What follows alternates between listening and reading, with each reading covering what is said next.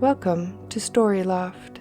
Today we are sharing a few inspirational stories about making it through tough times and the strength of the human spirit. If after you listen to this episode you decide that you enjoy these stories, please like the video, subscribe to our channel, because your support helps us grow and reach more people looking for support, understanding, and inspiration.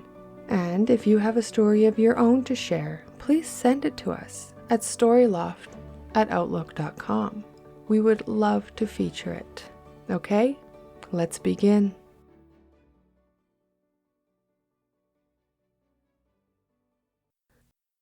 From when I turned 10, every birthday brought a mysterious delivery, a beautifully crafted brass compass, each one unique and each one pointing true north. The first arrived in a hand-crafted wooden box lined with navy velvet and no note attached. The antique shop that sold it only took cash, and the elderly owner just smiled when I asked about the buyer. I became fascinated with these annual gifts. Each compass was different. Some were pocket-sized with intricate engravings of sea creatures. Others were larger with glass domes and glowing numbers. One even had a hidden compartment containing a tiny rolled-up map of constellations. These were not just navigation tools. These were works of art. My mother Elena encouraged my growing collection. She was a marine biologist, and she would tell me stories about age-old sailors using their compasses to navigate vast oceans.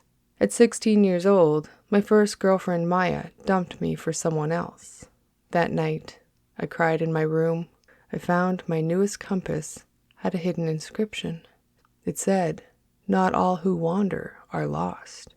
The quote stayed with me through those dark months, and when I finally felt ready to date again, my mom noticed I was keeping that particular compass in my pocket instead of with my collection.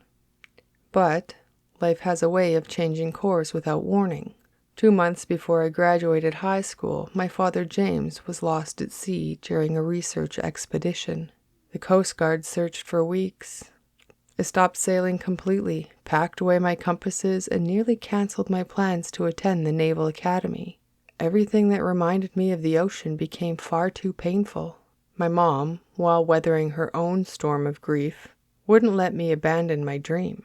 The day before James disappeared, he'd been restoring an old sextant we'd found at a marine auction. It needed careful cleaning and calibration, but it was a beautiful piece. After Dad vanished, I couldn't look at it, but Elena finished it herself, and the night before my graduation, I found it on my desk, polished to perfection, along with his old captain's compass. Elena had a way of navigating us through life's toughest waters. She taught us that even in the darkest night, you could find your way if you had faith in yourself and your bearings. She wanted her children to be like those compasses, reliable, strong, and always able to find true north, no matter the storms around us. Elena died in a diving accident when I was 23, just months after I got my first command, and that was the year the compasses stopped arriving.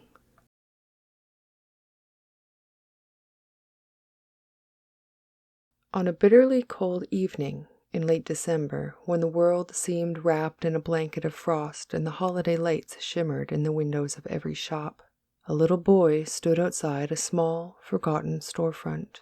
His clothes were threadbare, barely offering any protection against the biting cold that gripped the streets. His small feet were bare, and his face was flushed from the cold. His pale blue eyes, wide with a mixture of wonder and longing as he gazed through the frosted glass at the warm, brightly colored toys and gifts inside. The world around him buzzed with the cheerful sound of the seasons, laughter and jingling of bells, the soft hum of Christmas carols. People hurried past, wrapped in coats and scarves, their arms filled with shopping bags, their faces illuminated by the glow of the holiday cheer. But the little boy had none of this. His gaze remained fixed on the warmth inside of the store. His expression was wistful, as though he wished he could be part of that world, even if only for a moment. It was then that a woman, bundled in a thick coat and scarf, stepped out of a nearby cafe. She was young, no older than 30, with a soft, gentle smile and eyes that seemed to notice everything around her. As she passed the boy, something about the hollow look in his eyes caught her attention. She slowed, her footsteps quieting as she took in the scene. The boy's thin, ragged clothing, his bare feet, and the way he stood so still, so lost in the warmth of a wonder he could never touch. Without a second thought, the woman approached him. "Are you cold, little one?" she asked softly, crouching down so that she was eye level with him. The boy's eyes widened, and he nodded, but he didn't speak.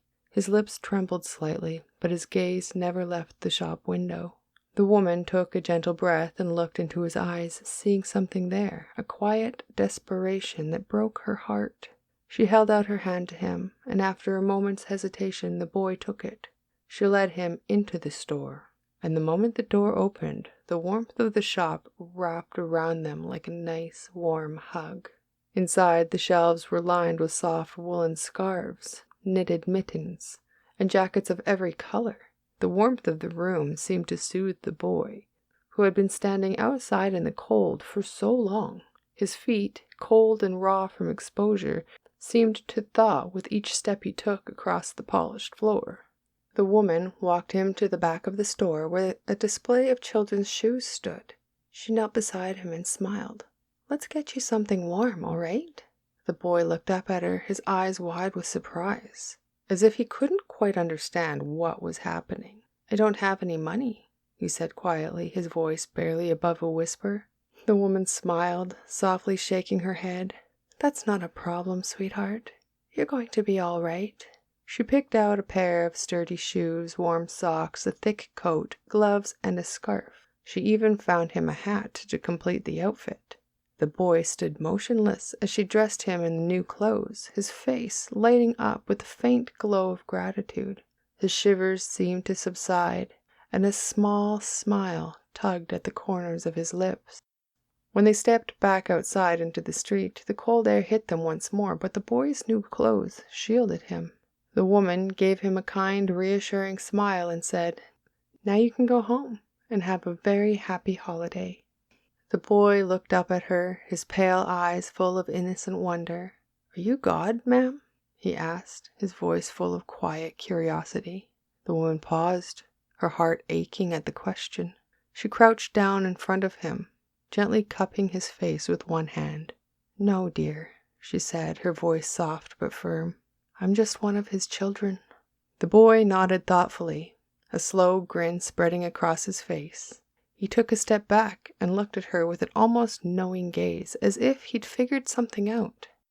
"I knew you had to be some relation," he said, his voice filled with a childlike certainty. The woman's smile deepened, and she couldn't help but laugh gently. She took his hand once more and gave it a little squeeze. "Maybe I am," she replied with a warmth that seemed to fill the space between them. For a moment they stood together on the street, the twinkling holiday light above them casting a soft glow. The boy, now dressed in warm clothes and sturdy shoes, looked up at the stars twinkling above, his face a picture of contentment. The woman, standing beside him, watched him for a moment longer before turning to leave. As she walked away, the boy's voice followed her through the night air. "Thank you," he called. The woman smiled. The sound of his voice warmed her heart, knowing that she had given him something far more than a material warmth that evening. She had shared a spark of human kindness, a fleeting moment that would last far longer than the cold winter night. And as she disappeared into the distance, the little boy turned back to the shop window, a newfound sense of hope lighting his heart as the holiday season continued to unfold around him.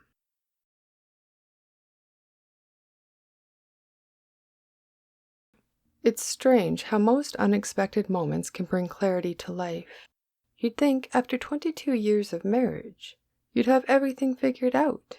You'd think that love would settle into a comfortable routine where every day feels like the one before it, steady, predictable, and safe.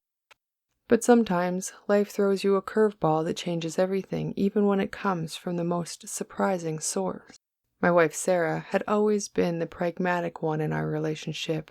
She was the one who keeps us grounded, who listens when I need to talk, and who knows how to keep the balance in our home. For years we'd been content in our own marriage, raising our kids, and building a life that, while not extraordinary, was certainly fulfilling. But a few months ago, Sarah came to me with an idea, one that stopped me in my tracks. "You need to spend more time with your aunt, Charles," she said one evening, while we were sitting on the porch of our small house in the quiet corner of Michigan. The idea caught me off guard. "You've been drifting away from her ever since your uncle passed away. You need to reconnect with her." At first I thought I had misheard her. "Aunt Eleanor?" I asked, unsure I understood the request. "Yeah, Aunt Eleanor," she replied, looking at me seriously. "You've been so focused on work and the kids, and I know she's been lonely since your uncle died. I think it would be good for you, and good for her. You always had a special bond with her." I couldn't argue with her logic. My Aunt Eleanor was a 68-year-old widow who had lived in a small, creaky house on the outskirts of town since her husband's passing 7 years ago. She had no children, and her closest family, me, had been slipping away further and further as I built my own family and career. The guilt, honestly, had been nagging at me for years, but I had never taken the time to fix it. "What do you want me to do?" I asked, still unsure where this was leading. "I'm not telling you what to do," Sarah said, smiling. "But I think you need to make the effort. Take her out, spend some time together. I'm sure it'll be good for both of you." She was right, of course. I didn't want to admit it, but I knew it. So the next day I called Aunt Eleanor and suggested we go for a walk in the park, maybe grab some lunch afterwards. The invitation seemed simple enough, but to her, it was anything but. "Charles, are you okay?" she asked, her voice tight with suspicion. "Is everything all right at home? You're not moving away again, are you?" "No, Aunt Eleanor, nothing's wrong," I reassured her. "I just thought it would be nice for us to spend some time together, that's all." There was a long pause on the other end of the line before she finally spoke. "All right then," she said. "I'd like that. A lot." The next afternoon I pulled into her driveway, my nerves getting the best of me. I hadn't spent much time with her in years. Maybe occasional visits during the holidays, a few phone calls here and there, but nothing beyond the superficial. This wasn't just another family dinner. This was something different, something personal. When Aunt Eleanor opened the door, I was taken aback by how much she had changed. Her hair, once a deep shade of auburn, had faded to silver. Her eyes were tired, but there was warmth in there still, and in her smile that made me feel like everything might just be okay. "You're late, Charles," she teased as I stepped inside, her voice tight and joking. It felt like no time had passed at all since our last visit, even though it had been far, far too long. We decided to take a stroll through the nearby park, a place I had grown up walking with my parents and my siblings. The autumn air was crisp, and the leaves had just started to change color. As we walked, I could tell my aunt was holding back something. She was quieter than she used to be. She seemed to be reflecting on something. I tried to engage her in small talk, but it felt forced. What was I supposed to say? Was this going to be awkward, or could we actually connect again? Finally, after a few moments of silence, Aunt Eleanor spoke. "You've changed, Charles," she said softly, glancing at me. "You've become so much like your father. I never thought I'd see that in you." I was taken back by her words. "What do you mean?" She hesitated before continuing. "I remember when you were little, your father used to take me to the park every weekend. He'd hold my hand just like you're doing now, and we'd walk for hours. It always felt like we were in our own world. But as you got older, you drifted away from me, just like he did." Her words hit me like a ton of bricks. I hadn't realized it, but she was right. Somewhere along the way I had stopped being the nephew who used to seek her out, the one who spent hours talking about everything and nothing. The man I had become was too busy, too absorbed in his own life to make room for people who mattered most. "I'm sorry," I said quietly, as the guilt was washing over me. "I've been so wrapped up in my own world that I didn't notice how far I had drifted." She smiled gently. "It's not too late, Charles. I'm just happy to have you here now." After our walk, we went to a small cafe in the corner and sat down for coffee. I learned things about her that I had never known before. Stories from her childhood, the struggles she faced after my uncle's death, and how she had been keeping busy with community projects. It was a side of her I hadn't seen in years, and it made me realize how much I had actually missed. Over the next few months, I continued to visit Aunt Eleanor. We took more walks, shared more coffee, and spent hours talking. Each conversation felt like a treasure, a bridge between the past and the present. She told me stories of her youth, about the time she worked as a nurse during the war, about how she met my uncle, and how their love grew over the years. It was a history I had never truly understood until I listened to her tell it firsthand. She also shared her fears of growing older, of being alone, of the days slipping away. And through these conversations, I began to understand the importance of time. Not just time spent with family, but the time we often take for granted. The small moments, the quiet conversations, the connections that are built on years of shared experiences. Through these regular visits, I found myself becoming a better husband and father. I started to slow down, to make room for people who had shaped me. I began to value the simple act of listening, of being present in the moment. The bond I rebuilt with Aunt Eleanor not only strengthened our relationship, but it also improved my marriage. "Thank you for pushing me to do this," I told Sarah one evening after a particularly fulfilling visit. I did not realize how much I needed it. Sarah smiled knowingly. "I think it's made you a better person, Charles, and that's all that matters."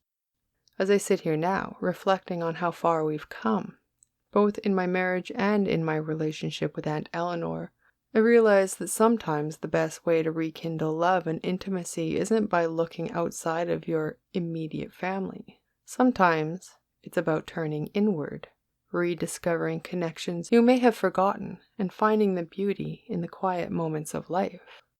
Thank you, Aunt Eleanor. I am so glad we found each other again.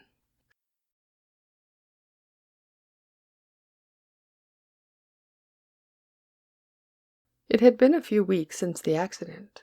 I was still recovering, both physically and mentally. My body felt like a battleground, with scars and aches I wasn't quite prepared to confront. Every step I took felt like I was walking into a new world, one where my movements felt unfamiliar, and the sensations inside me seemed to constantly shift. I was still adjusting to the physical changes, and it felt like my reflection in the mirror didn't quite match the person I remember being. The shock of it all hadn't worn off. Not yet. I was sitting in a small waiting room, the sterile smell of antiseptic hanging in the air. The walls were painted a pale shade of yellow that did little to brighten the space. I'd been here before, but today felt different. I had just gotten through my second round of physical therapy, and I was about to meet with Dr. Ellis. My hands were cold, and I tried to steady my breathing as I glanced at the clock, counting the minutes before I was called in. The injury itself was still healing, but the internal damage, the trauma I hadn't yet processed, seemed to cling to me like a second skin. I had been in a car accident a few months back, and the physical therapy I'd started had been my only outlet for regaining a semblance of normalcy. I had lost the ability to walk for a few weeks after the accident, and the muscles in my legs were still weak. But even more so, the emotional toll lingered, sometimes suffocating me in ways I couldn't express. When they called my name, I followed the nurse down the hall to Dr. Ellis's office. She was a tall woman with dark, closely cropped hair, and a no-nonsense attitude that both unnerved and comforted me. She didn't waste words, but when she spoke, you could tell she was there for you. I had met her during my first visit and found myself gravitating towards her calm composure, which contrasted with the overwhelming chaos I felt inside. As I sat down on the examination table, I tried to appear casual, even though my mind was anything but. The doctor was flipping through my chart, reviewing my progress. I had been slowly regaining mobility in my legs, but it was a painful process. The muscles felt tight and reluctant, as if they hadn't remembered how to move. As she glanced up, she smiled faintly, the kind of smile that made you feel like she understood more than you were letting on. "How are you feeling today?" she asked, setting her chart down. "I'm getting there," I said, my voice almost unrecognizable to me.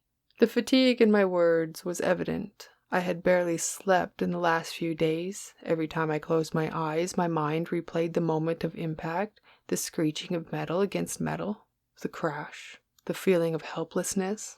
Dr. Ellis nodded and took the seat across from me. She didn't rush. I appreciated that, as I often needed time to find the right words. She leaned forward slightly, her hand folded in her lap. "We're making good progress. Your mobility has improved, but I can tell you're still struggling with something deeper.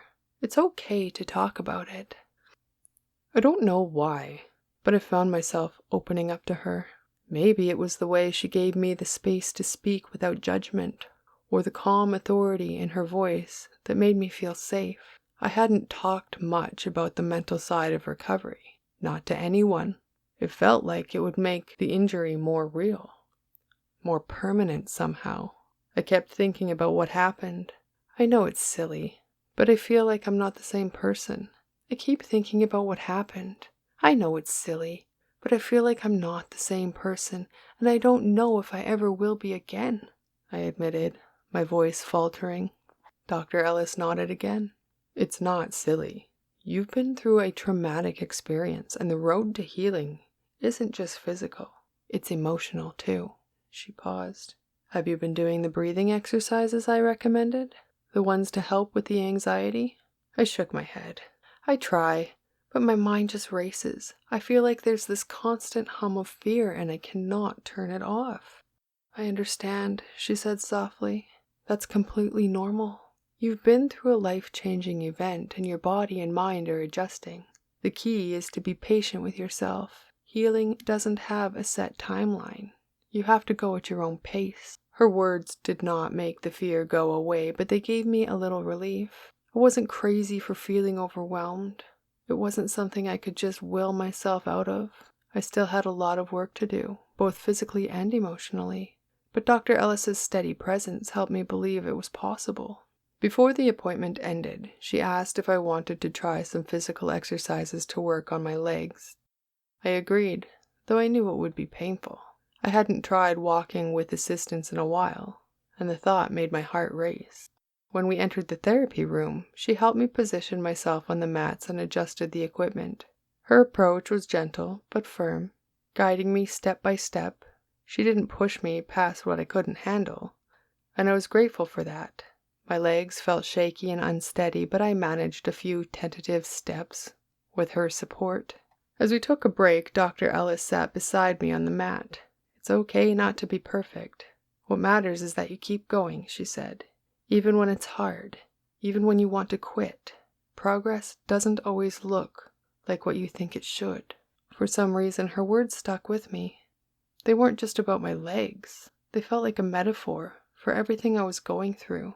The accident had changed me in ways I couldn't quite understand, but it didn't mean I was done. It didn't mean I had to stop trying. I didn't have to be the person I was before either. I just had to keep moving forward, even when it felt impossible. That evening when I returned home, I didn't feel like a completely different person, but I felt like I was learning to accept this new version of myself. It was still raw, it still hurt, but with every small step I could see that I was moving towards something better, something I wasn't sure of yet, but I was learning to trust that it was there, waiting for me. And for the first time in weeks, as I sat quiet in my room, I let myself feel a small flicker of hope. It wasn't much, but it was enough to keep me going.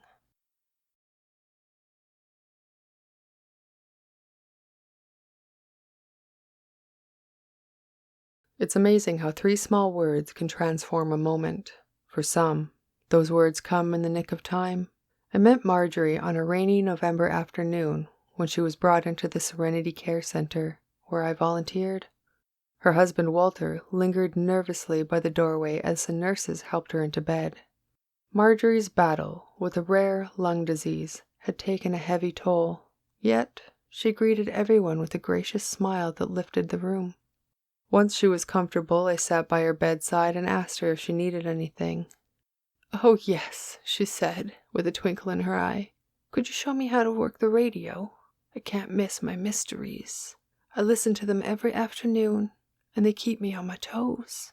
Marjorie adored a good mystery.